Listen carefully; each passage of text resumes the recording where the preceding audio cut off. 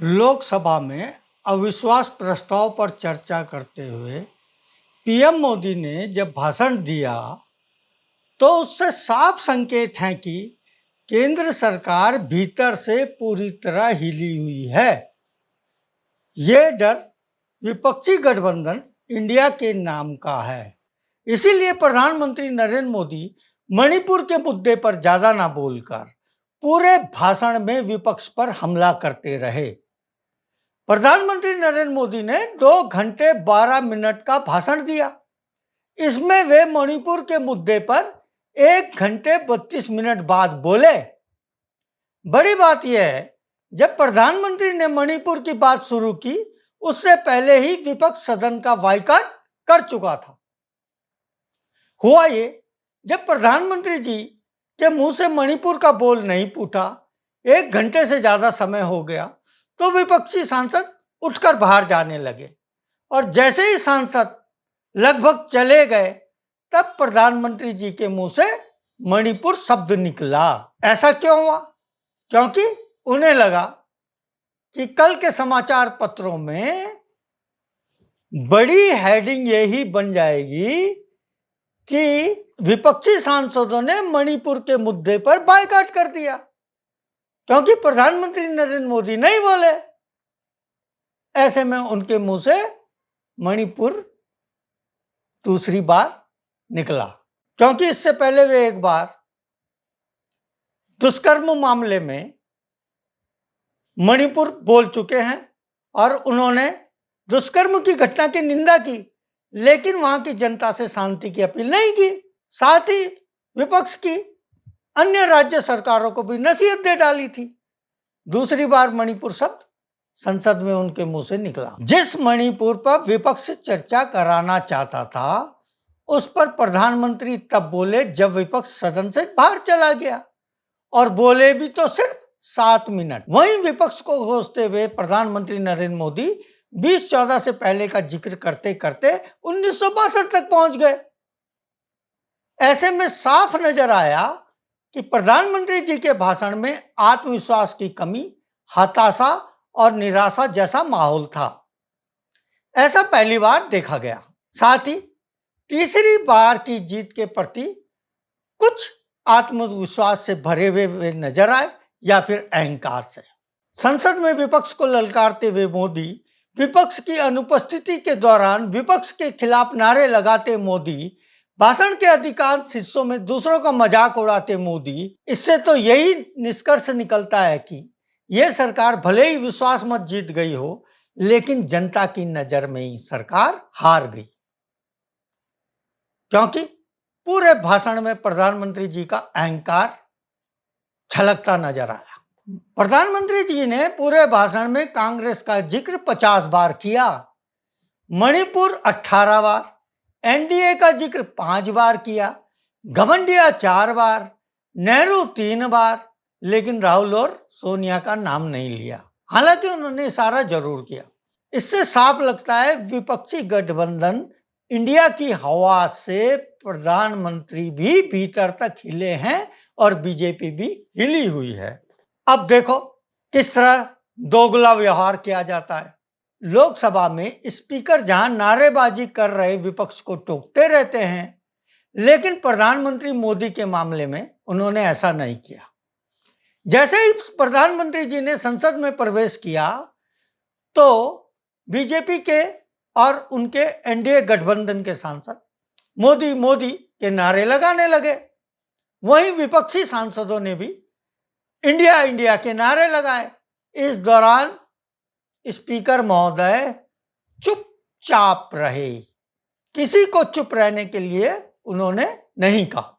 वहीं जब विपक्ष सदन से बायकॉट कर चला गया तो प्रधानमंत्री मोदी ने विपक्षी गठबंधन के खिलाफ नारे भी लगाए। वो नारे अलग अंदाज में थे। प्रधानमंत्री जी कोई शब्द बोलते थे, सत्ता पक्ष उसे आगे बोलकर नारों का रूप दोहरा देता रहा। ऐसा भी पहली बार हुआ कि संसद सत्र के दौरान लोकसभा में सत्ता पक्ष को ऐसे नारे लगाते हुए देखा गया। मणिपुर में क्या हो रहा है? मणिपुर में केंद्र सरकार क्या कर रही है, वहां हिंसा रोकने के लिए क्या योजना है, इन सवालों का जवाब प्रधानमंत्री नरेंद्र मोदी जी के पास नहीं था और ना ही वे दे पाए। उन्होंने अदालत के फैसले का जिक्र किया, साथ ही कहा कि निकट भविष्य में शांति का सूरज जरूर निकलेगा। माताओं और बहनों से कहा, देश आपके साथ खड़ा है।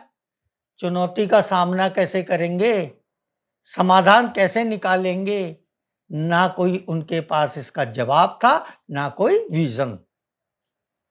सिर्फ नारा नारा नारा। हम सब मिलकर समाधान करेंगे। इस समय आप देख रहे हैं लोक साक्ष्य वेब न्यूज पोर्टल का यूट्यूब चैनल। इसे कृपया लाइक करना और सब्सक्राइब करना ना भूलें। साथ ही वीडियो को पूरी भी देखें। इसके उलट वह मणिपुर में कितना विकास किया, पूर्वोत्तर राज्यों में उनकी सरकार ने क्या काम किए, यही उपलब्धियां गिनाते रहे। साथ ही पिछली सरकारों को कोसते रहे। पीएम ने यह भी कहा, यूपीए को लगता है कि देश के नाम का इस्तेमाल कर विश्वसनीयता बढ़ाई जा सकती है। यह इंडिया गठबंधन नहीं है, यह घमंडिया गठबंधन है। इनकी बारात में हर कोई दूल्हा बनना चाहता है, सबको प्रधानमंत्री बनना है। यानी सांसदों को प्रधानमंत्री ने बाराती और प्रधानमंत्री को दूल्हे की संज्ञा दे डाली, जो कि प्रधानमंत्री पद की गरिमा के अनुरूप नहीं है। यह कोई बारात नहीं है प्रधानमंत्री जी, यह संसद है जो देश को चलाती है। वहीं कांग्रेस सांसद अधीर रंजन चौधरी ने पीएम पर टिप्पणी की तो उन्हें पूरे सत्र के लिए सदन से निलंबित कर दिया गया। प्रधानमंत्री जी कहते हैं, यह सरकार का नहीं विपक्ष का फ्लोर टेस्ट है। वहीं ऐसा पहली बार देखा गया जब उनका भाषण अपने ही नेताओं को कनेक्ट नहीं कर पा रहा था। स्पीकर झपकी ले रहे थे, केंद्रीय मंत्री नितिन गडकरी जमाई ले रहे थे। सवाल उठता है, 2.25 घंटे के प्रधानमंत्री नरेंद्र मोदी जी ने भाषण में क्या कहा? उसका सार ये है कि विपक्ष भ्रष्ट है, सारी समस्या पिछली कांग्रेस सरकारों ने पैदा की है। हम ही जीतेंगे, हम ही जीत रहे हैं, आपका कोई मतलब नहीं है। 4 बार उन्होंने कहा 2028 में एक बार फिर से अविश्वास प्रस्ताव ले आइए। ऐसे में साफ है कि विपक्षी गठबंधन से भी प्रधानमंत्री नरेंद्र मोदी परेशान नजर आए। प्रधानमंत्री ने कहा 2018 में भी वे अविश्वास प्रस्ताव लेकर आए थे। तब मैंने कहा था यह हमारी सरकार के लिए फ्लोर टेस्ट नहीं है, उन्हीं का फ्लोर टेस्ट है।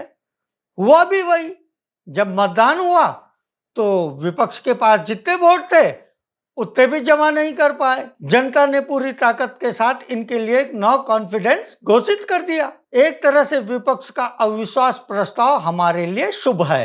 एनडीए और बीजेपी 2024 के चुनाव में पूरे रिकॉर्ड तोड़कर जनता के आशीर्वाद से वापस आएगी। उन्होंने कहा, मैंने 2018 में उन्हें काम दिया था कि 2023 में अविश्वास प्रस्ताव लेकर आना, और उन्होंने, विपक्ष ने मेरी बात मानी। दुख इस बात का है 5 साल मिले, थोड़ा अच्छा करते, अच्छे ढंग से करते, लेकिन देश को निराश किया। कोई बात नहीं, 2028 में फिर मौका दूंगा। आग्रह है 2028 में आप जब आए थोड़ी तैयारी करके आए। क्या खुद तैयारी करके आए थे? पूरा देश मणिपुर के बारे में सुनना चाह रहा था कि वहां हिंसा रोकने के लिए क्या कदम उठाए जा रहे हैं। उस पर आपने नहीं कहा। 3 मई से मणिपुर हिंसा की आग में जल रहा है। 150 से ज्यादा लोग मारे जा चुके हैं। 50,000 से ज्यादा लोग बेघर हो चुके हैं। महिलाओं से दुष्कर्म की कई घटनाएं वहां हुई हैं। सुप्रीम कोर्ट ने इसे संज्ञान में लिया है। फिर भी आप बार बार बात को घुमा रहे हैं। ऐसे में साफ है, विश्वास मत, आप भले ही जीत गए, लेकिन जनता की नज़र में हार गए। धन्यवाद। साथियों, सच का साथ देने के लिए हमारे YouTube चैनल को सब्सक्राइब कीजिए और लाइक कीजिए। नोटिफिकेशन के लिए घंटी वाला बटन दबाइए। साथ ही हमारे वेब न्यूज़ पोर्टल की खबरें पढ़िए, फेसबुक पेज और ट्विटर अकाउंट से जुड़िए और इसे शेयर भी कीजिए। इसके लिंक नीचे दिए गए हैं। धन्यवाद। मैं भानु बंगवाल।